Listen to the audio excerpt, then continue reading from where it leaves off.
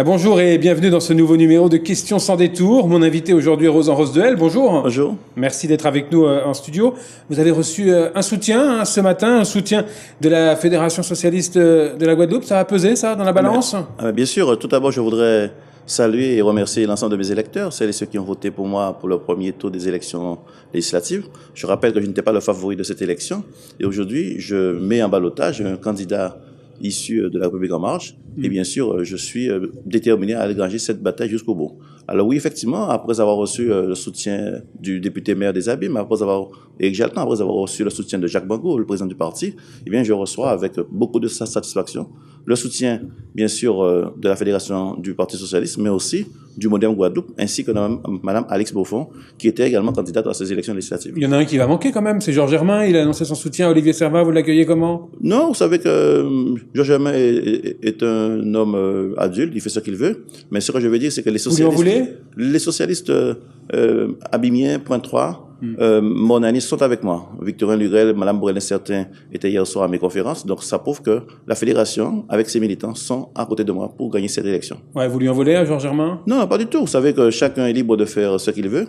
Mais moi, ce qui m'intéresse, c'est de discuter avec celles et ceux qui décident pour le pays. Mme Borel en fait partie, Victorin Lurel également. Et donc la fédération avec M. Hilaire Bouidé sont à mes côtés. Ouais. Vous êtes arrivé en deuxième position, on le rappelle, lors du scrutin samedi. Ça s'est joué sur quoi, ce premier tour, selon vous? Alors, je crois que, tout d'abord, il y a eu le vote légitimiste après les élections régionales, après les élections présidentielles, avec le soutien d'Emmanuel Macron.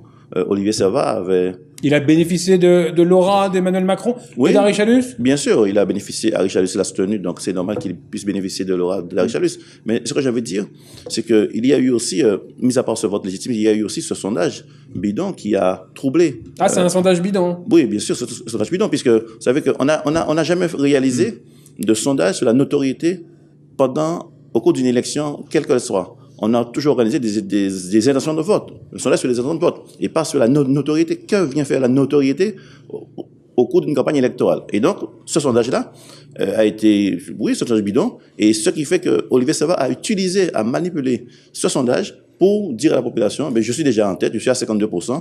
Malheureusement pour lui, il est en ballottage avec moi et nous allons batailler pour ce deuxième tour. Vous êtes d'accord avec moi quand je dis qu'il est en ballottage favorable tout de même? Oui, tout à fait, il est en ballottage favorable, mais sauf que lui, il avait prévu d'écraser cette élection-là et de gagner au premier tour. Et ce qui n'est pas le cas. Aujourd'hui, les compteurs sont à zéro, nous repartons à la bataille et je peux vous dire que les militants maintenant ont compris qu'il n'y avait pas de corrélation entre les intentions de vote et la notoriété, parce qu'on peut être notoirement connu pour des faits négatifs, vous voyez. Donc, lorsque, par exemple, vous allez chercher Ibo Simon, vous allez chercher Daniel Marcin, c'est que vraiment vous êtes un peu perdu. Et donc, moi, je dis que les militants aujourd'hui ont compris qu'il faut qu'on puisse emmener cette circonscription vers l'excellence, et je vous ferai la démonstration que samedi prochain, nous gagnerons. On parle de votre score à Pointe-à-Pitre, il est un peu décevant, non? Mais tout à fait, mais je veux dire... Il est dû à quoi, selon vous? Le score de Pointe-à-Pitre comme celui de Marie-Galante est à l'image de la circonscription, à savoir que il y a eu tout d'abord ce vote légitimiste. Je veux dire, regardez à Paris, de parfaits inconnus sont arrivés pratiquement en tête dans toutes les circonscriptions au niveau de la République en marche.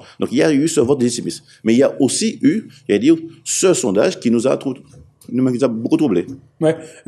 L'équipe municipale en place, ça fait le travail quand même pour vous? Oui, mais l'équipe municipale se remet déjà au boulot et je peux vous dire que samedi prochain à Pointe-à-Pitre, comme aux Abîmes, nous allons gagner cette élection. Oui, il vous a dit quoi, Jacques Bango? Mais il m'a dit qu'il allait remobiliser ses troupes, qu'il allait reprendre en main les choses et que samedi prochain, il me fera la démonstration qu'il reste le maître chez lui. Ouais. Est-ce qu'au final, on n'a pas assisté à ce premier tour à une municipalisation de cette élection législative, à un duel Jalton-Servat? Non, pas du tout. Vous savez que Servat a toujours voulu, se mettre à la hauteur de Éric Jalton.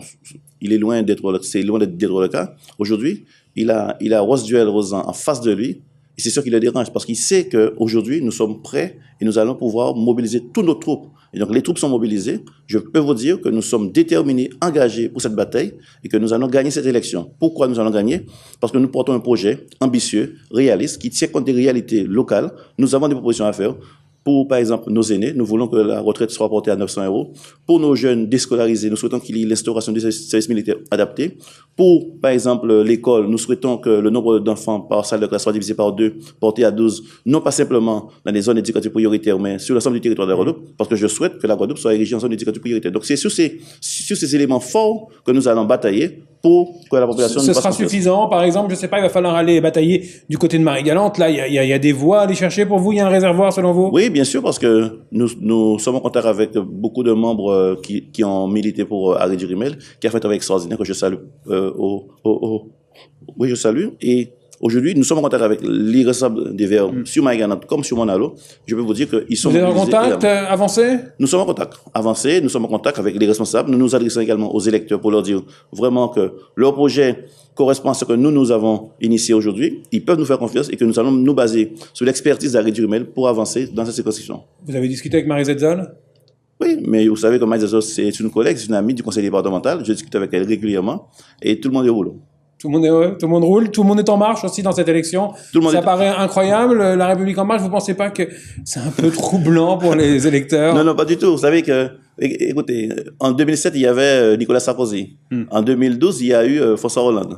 En 2017, il y a Emmanuel Macron, le ni gauche ni droite. Nous devons aider Emmanuel Macron à réussir. Personne n'a le droit de rester dans l'expectative. Nous devons aider Emmanuel Macron à réussir. Pourquoi? Réussir la France, c'est faire réussir la Guadeloupe.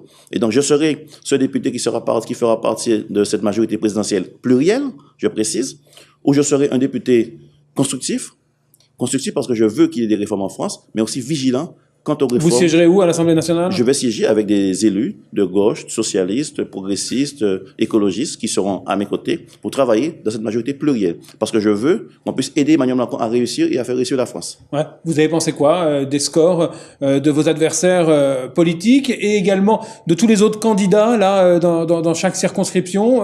Vous allez vers qui dans la deuxième circonscription par exemple? Ah, mais je soutiens Bénin, Ouais. bien sûr, Bénin. Elle vous le renvoie? Bénin, c'est une jeune femme dynamique. Elle a été une de mes étudiantes à l'université. Je soutiens Bénin. Ouais. Dans la troisième? Dans la troisième, je soutiens Max Mathiasien. C'est aussi un ami qui a fait un travail extraordinaire aux dernières élections législatives, qui a dirigé le PS pendant très longtemps. Et forcément, Et dans la quatrième, il n'y a pas de surprise. Emmanuel vainqueur. Et vainqueur parce que elle me soutient sur la première circonscription. Victorien Lurel et Mme Borel-Incertain étaient à mes côtés hier soir. Et donc, naturellement, je suis à côté d'Hélène Vainqueur. Alors sur quoi il va se jouer là, ce deuxième tour? On le sait, il y a eu une abstention record, incroyable, historique en Guadeloupe. Comment on fait pour remobiliser les troupes? Ce deuxième tour va se jouer sur la différence qu'il y a entre mon adversaire et moi. Ouais. Et il y a de vraies Il y différences. en a des différences? Il y a de vraies différences. La première différence, c'est que je serai un député constructif, mais vigilant.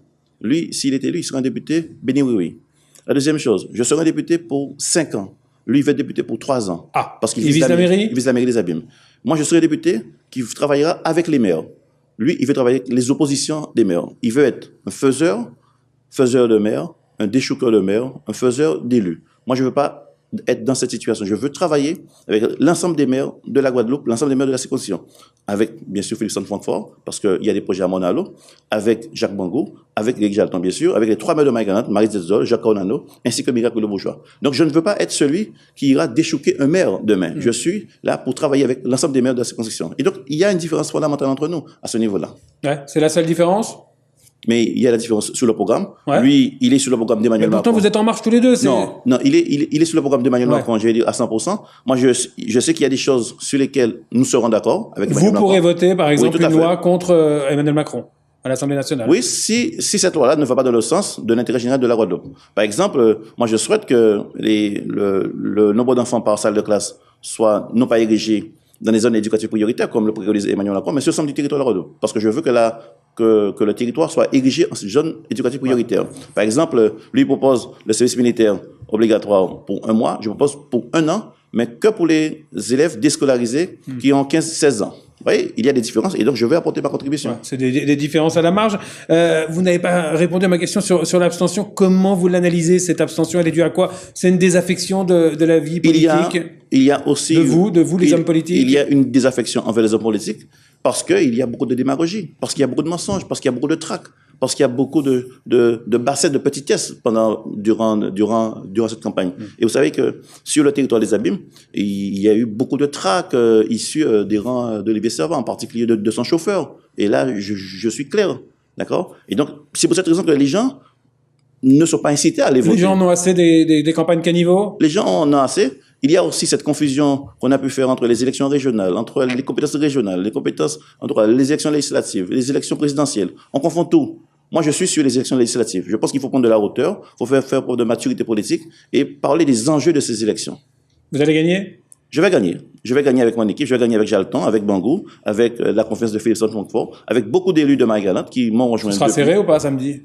Je pense que ça sera un score serré, mais nous gagnerons cette élection parce que nous sommes mobilisés. Merci Rosan Osduel. Merci. Très bonne fin de journée sur l'antenne de TV. On se retrouve très rapidement pour un nouveau numéro de Questions sans détour.